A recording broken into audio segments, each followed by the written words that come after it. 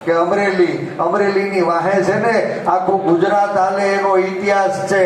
અમરેલીએ જ્યારે જ્યારે કરવટ બદલીને ત્યારે ગુજરાતે આપણને સૌને સાથ આપ્યો છે।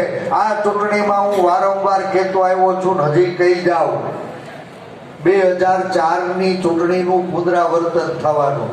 કોંગ્રેસ પરિવાર, કુંકાવાવ તાલુકા કોંગ્રેસ પરિવારના હાકમ જેવા આગેવાનો આપણે આજ ગીત ગાવાના શરૂ કર્યા છે, લગ્ન લેખા છે, અને આપણી તાલુકાની લાડલી દીકરી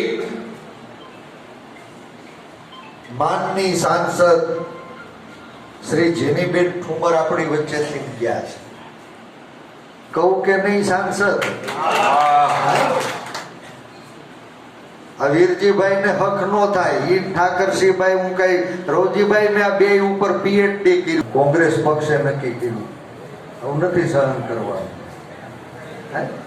પ્રતાપભાઈ પ્રમુખ બન્યા, ઠાકરસિંહ બાપાએ એને પ્રમુખ બનાવ્યા, પહેલેથી કીધું ગયા, હું શું ત્યાં સુધી કોઈ પાછા નથી લેવાના।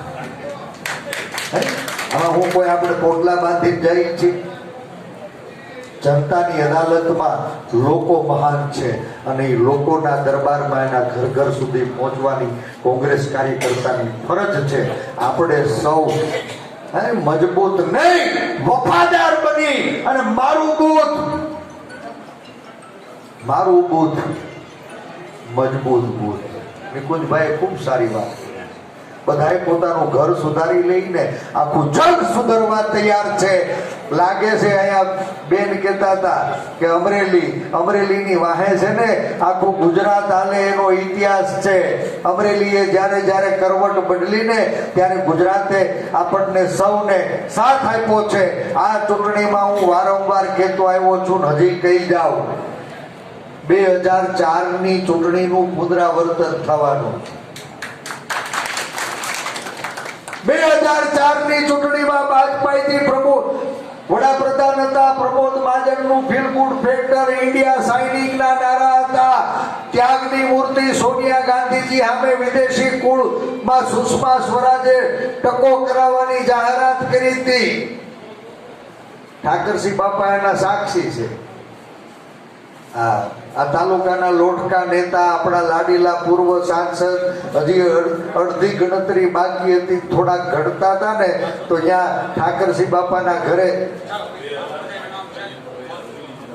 2000 કાર્યકર્તાઓએ અરવલ્લી સાબરકાંઠામાં ભાજપ છોડ્યું।